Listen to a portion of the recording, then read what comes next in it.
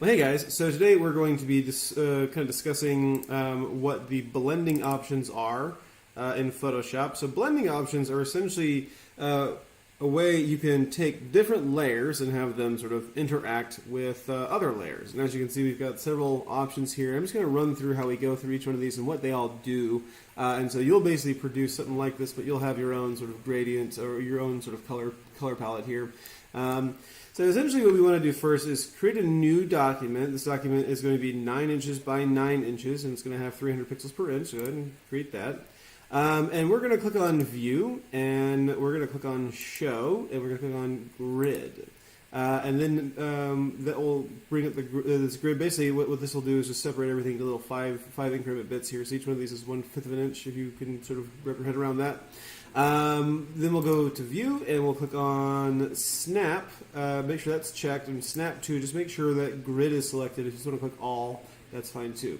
And then make sure you can also see your rulers. You want to see your rulers on the side here. So while you're under View, make sure that Rulers is checked as well.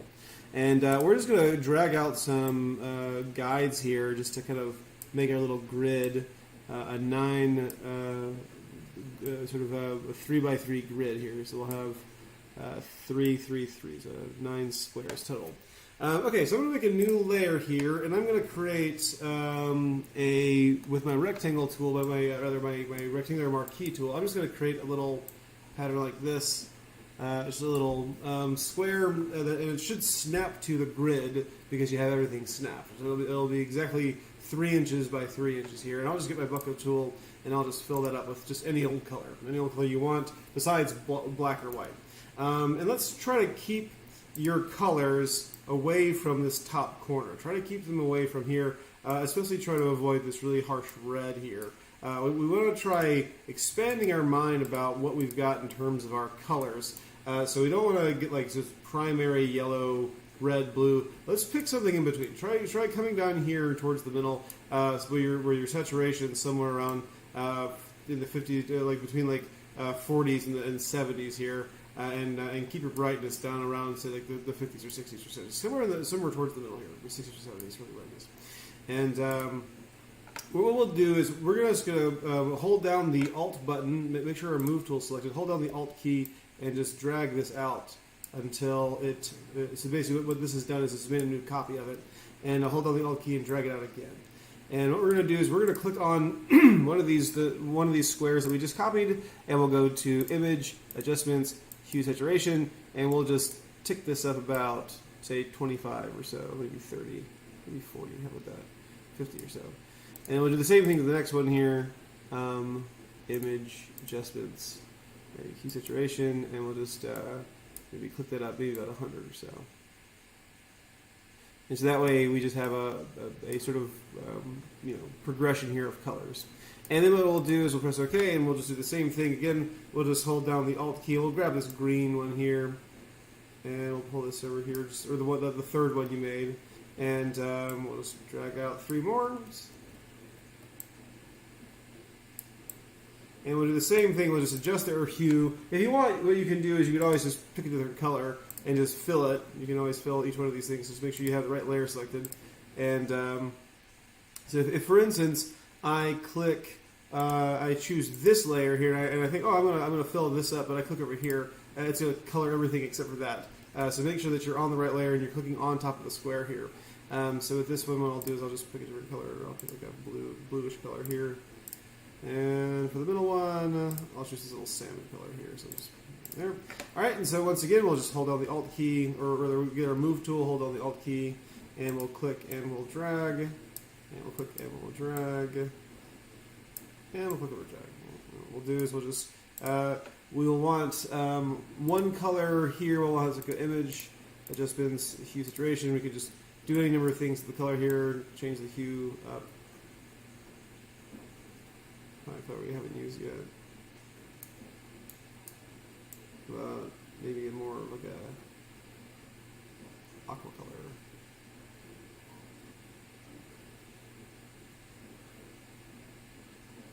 It's good. Okay. And the last two, I want one to be white and one to be black. So let's just go ahead and fill this up with white. White, and then fill this up with black over here. So I have my move tool. I'm using the keyboard here. So every time I switch to my move tool, I'm hitting V on the keyboard. And every time I switch to the fill tool, I click G on the keyboard. So I click V on the keyboard to select, and hit G on the keyboard to fill. So it goes a lot faster if you can just remember this little the keyboard shortcut. So you can have one hand on the mouse, and it just saves you a move. Okay, so with that done, I'm just going to go to View, and I'm going to get rid of my grid. So go to Show, get rid of my grid. And then I'm going to go to View, and I'm going to click off Extras. So Extras will be off, so we won't see these little guides anymore. And I'm just going to click on Layer 1, and I'm going to click on Layer, all 9 of these, right-click on them, and I'm just going to merge them down to one layer, just so I don't have to deal with all this. Okay, so blending options. All right, let's start off with our white and our black. So I'm going to start with my white here, and I'm going to just click with my text tool and choose a font that looks nice. Choose something other than choose like a. Once again, I'm looking for a sans serif font, something that's going to give us some thickness to it. If you want to choose something that's like a sort of a scripty font, that's fine. But try to avoid using something like Cambria or something boring like Times New Roman. Make it look a little different, and also you want to make sure that it's also a good deal thicker, like a kind of a chunkier font. So I'm going to choose, say for instance, this Market Deco works just fine. This is not as chunky as some, but it works fine. If you've got something that you like, you can choose that, but just make sure it's something that's a sans serif font. So I'm going to click here. I'm just going to type. The first thing I'm going to type is drop shadow, and I'm keeping mine on 2 different lines just so I can make them a little bit different sizes here, so I can do like sort of a typographical thing to have them all lined up. Just make sure it fits inside the square, and I'm just going to resize this slightly just so we can kind of see what we're looking at. And what we're going to do is we're going to change this text. So I'm hitting the T on the keyboard to get my text tool. You don't even have to have any words selected. If you just go over here at the top of the screen, once your text tool is selected, click on this little swatch of black and just choose a different color. I'm going to choose white. Now, of course, it just disappears. If I were to move this over here, we could see it, but I move it over to the white, I can't see it. But if I want white text on a white background, I can make this appear by using a drop shadow. So I'm going to right-click on this, choose blending options, and I'm going to give all my layer styles here. So we've talked about layer styles briefly, but this right here. Let's go ahead and find drop shadow, and immediately they show up because we have this little shadow beneath them. Now let's take a look at some of the things. And my Photoshop is a little weird because it's shall we say resized because I'm using a tablet that's got a different screen resolution. So I'm going to see if I can't show you what we're talking about here. So let's leave blend mode alone. But let's take a look at opacity. If I pull my opacity up to 100%, you can see it turns a real dark black with sort of diffused edges. But about a 30% opacity is sort of the standard here. If you want to have a more intense shadow or a more sort of subtle shadow, you can obviously choose a different level there. It's just sort of a hint of the drop shadow, sort of ghostly, as opposed to something a little more solid. The angle basically just affects what side it's going to fall to. The distance refers to how far away your text is from the background. So if I move this distance up, it makes it seem as if it's actually a little further away from the text. If I move it all the way back, you would see this shadow kind of hanging out back there, but then we would also lose sight of our text here. So using the distance is just sort of helps to see, shall we say, add some depth to your drawing. Now, spread essentially affects the intensity right around the beginning of your shadow, like where the shadow begins. So as if pretend as if you're holding your hand in front of the light, and then right below your hand, that's the shadow there, and then off to the side is where it sort of diffuses. So if I were to pull the spread up, it would make it more opaque, kind of around the edges here, or rather more solid. And size would expand the sort of blur that goes off to the side.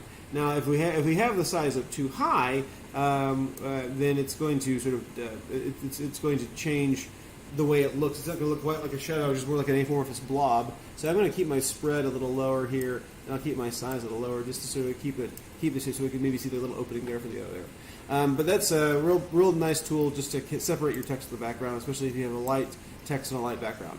So on to the text for our black swatch here. I'm going to click my little text tool. It should be set to white already. And I'm going to say outer glow.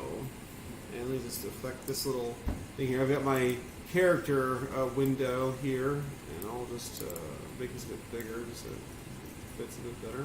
And let's go ahead and we'll change the text to black. So I'll put this little spot here, change it to black, and I'll press OK. And what we'll do is we'll just go to our layers menu and we'll choose on our blending options, right click on the layer, blending options, go to outer glow. And if I look here at my outer glow does basically the same thing as my drop shadow, minus the ability to change the angle, right? So the angle doesn't necessarily change here. So once again, we've got our size, which determines how far it'll glow out, and then our spread, which sort of determines just how thick it will be, how homogeneous it'll be. And you can change the opacity here. The noise adds a bit of a texture to it, so you can see the texture kind of forming here.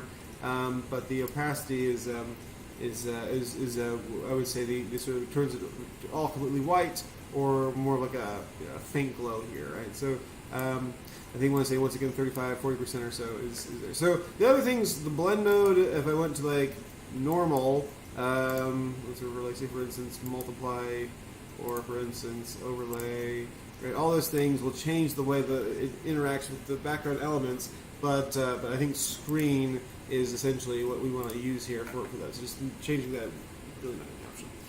Okay, so let's go through just the list here. I'll start off with, well, I'm going sort of random order just in the way that I remember them here. So let's go over here to our first, just any random thing. I'm gonna click on this. I'll say stroke. Okay, so essentially what we want to do is, oops, here's the stroke. Essentially what we want to do is just change your text to whatever color you've got here. So I'll just change this to orange, and then I'll just right click on here onto stroke, and I'll just click on blending options, and I'll click stroke. It's a pretty simple effect. All it does is just outline your text with whatever color you want. So if you click on the color, you can make your stroke just plain black. You can make your stroke white. You can decide how big your stroke is going to be. Here, if you want it to be really thick, if you want it to be really thin, I think the thinnest you can make it is 1 pixel thick. You can put it on the outside, on the inside of your text, on the center of your text, depending on how scripty your how thin your text is. A thicker stroke will kind of obscure the color. And then if you want, what I'm going to do is I'm going to ask you guys to do the same thing. Just sample the color, which will make your stroke disappear, and just pull it down a little bit darker. Pull it towards the edge here a little bit, and so have it a little subtler here.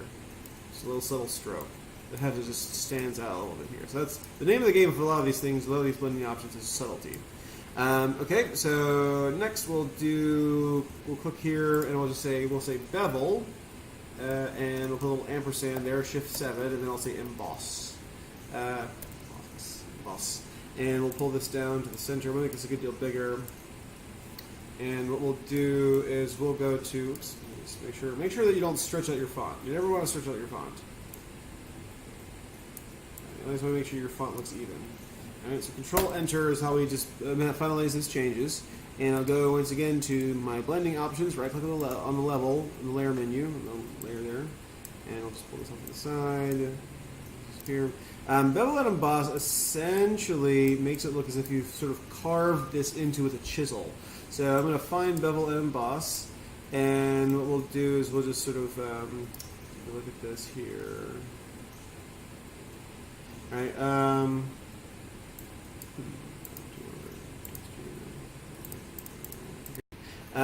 For some reason it's showing up orange. That's interesting.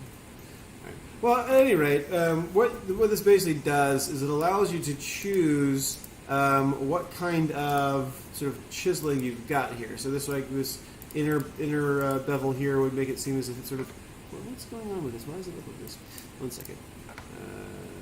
Oh, I see. It's because I chose the wrong color. All right, so I'm just going to make sure I have this color the same as my background here. And that way, when I do the bevel and emboss, blending options,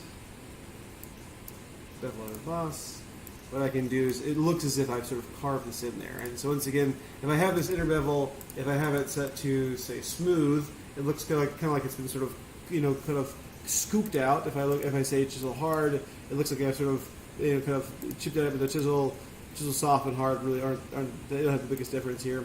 But you can choose like how deep it goes. You can choose once again the size of the edge there. You can choose the angle as far as what angle you've sort of chiseled it into, what we're looking at it from. But this is a good little thing just to make it look as if you sort of engraved something into your text. The next thing we'll do is we'll just do a color overlay. All right, and so color overlay is just what it says. Basically, just paints it a different color without having to mess with anything like that, like the fill. All this is just take whatever pixels you've got and just makes it all the same color. So I once again go to I'll just change this text. Say for instance, my text is all the same. It's all this same color here, and over here once again. Like that.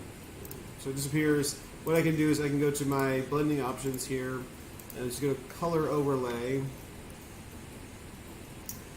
And all it does is just lay a color on top of it, right? So it doesn't matter what it was, and obviously you can change the opacity here back and forth to make it blend them together. So if I chose, say for instance, a pink color here, and I wanted to sort of blend them together, it would sort of get further and further faded off into that little green color there. So that's what that is. Real simple stuff. All right, so what we'll do is we'll go down to this one here, and we'll just type in. We'll type in inner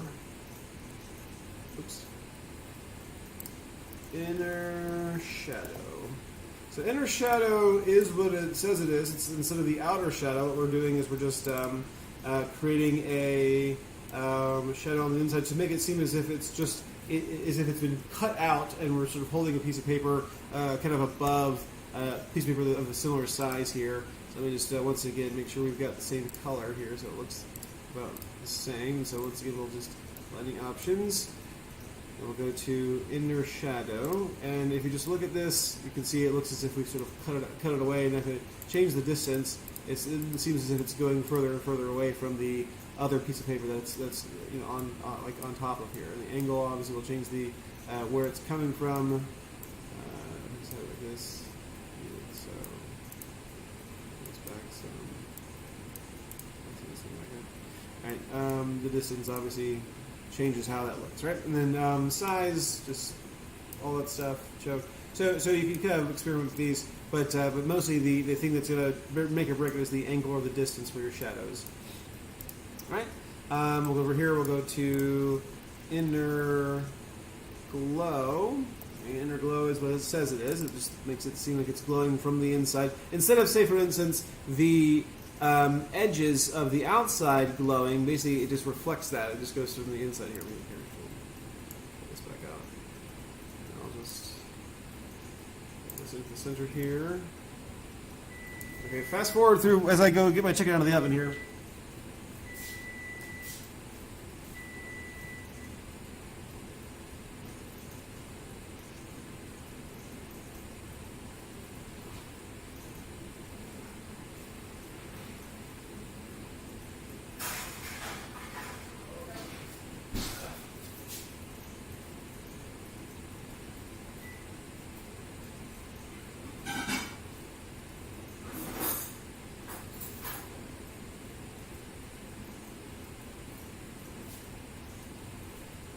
Alright, I'm back. Okay, so basically what we'll do, once again, we'll just make sure this is the same color here, and we'll just, okay, and then we'll click on blending options, and we'll do inner glow, and as you can see, it just makes the inside edges reflect this little, kind of white sort of halo here. So I can just pull the size down some, and you can see that, I think sometimes depending on the size of your text, it might just change the effectiveness of your glow. And what we'll do is we'll just move on to the next one here. And two more. So let's do gradient overlay. Make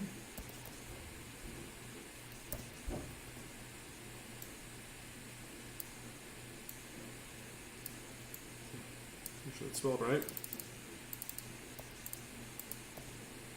And once again, if I just have this color the same color as the background, and I want to put, like, say for instance, a different kind of like subtle gradient that goes from one side to the other, I can just right click, blending options, click on gradient overlay here, and let's go ahead here and I'll just put it to 100. So for instance, here what I want to do is I want to have this sort of get a little darker. So if I click on this, essentially what it'll do is it'll give me like options for different gradients here. Right? So as you can see, it starts off in the center as black and it goes to white. I can reverse that, have it start off white, go to black.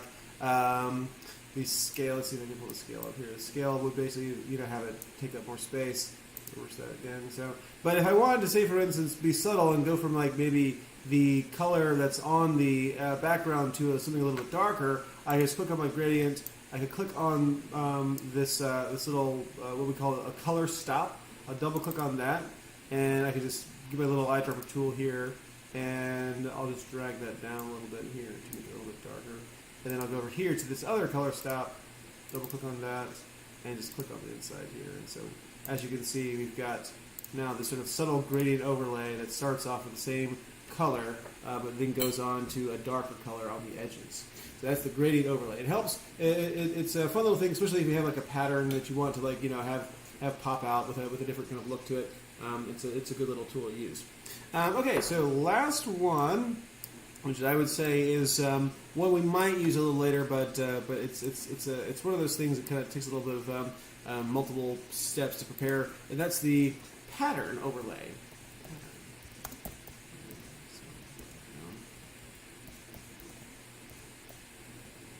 And I'll just shrink this down a little bit here. Hold down Shift to constrain your width and height. And press Enter. And so I'm not even going to change the color. All this does is just fill it up with a pattern. So I'll go to my blending options, and I'll click on my pattern overlay here. And as you can see, we've got several different choices for patterns. Let's pull this off the side. We have several different choices for patterns. We've got bubbles, tie-dye, tiles, grain, granite. And then I created some patterns earlier, and so I have this like kind of curvy lines here that I've got. But just choose bubbles or tie-dye or something and just okay. And so again, this is one of those things, if you had a pattern that you liked, that you wanted to include, you could apply it by simply hitting the pattern overlay to whatever layer you wanted to. Alright, so looking at this, we've got these little things here. If at any point, say for instance, I'm not really happy with my stroke, I want to edit that, all I have to do is find my stroke here and just double click where it says effects, and just double click on it, and then I can change, say for instance, the color of my stroke to something different, and it'll change that, right? I didn't really want to do that, so I'll just press cancel. Alright, so that is blending options in a nutshell. And if you have any questions, let me know. See you in class.